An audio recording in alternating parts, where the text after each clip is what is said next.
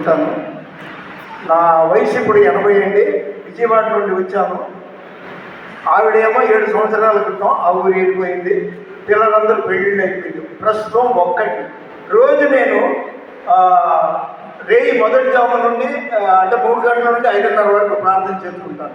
మరి నువ్వు బువ్వ కోసమా 200 కోసం వచ్చావా అని ఎవరికైనా ప్రశ్న ఉండొచ్చు, కానీ దానికి చెప్తున్నా.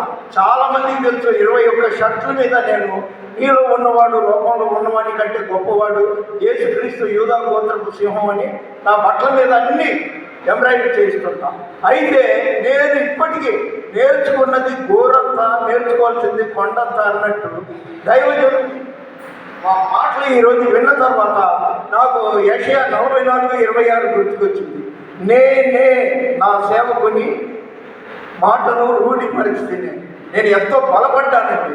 ఎందుకంటే దేవుడు మనకిచ్చే బహుమతి కంటికి కనబడదు, చెవికి వినబడదు, హృదయములకు గోచరం కాదు. కాబట్టి దైవజనుడికి ఇదే కాదు, అంతకుముందు కూడా గతంలో కూడా పారిపోయిన ప్రవక్త అలాంటివి ఎన్నో విన్నాను. చాలా ఆసక్తి.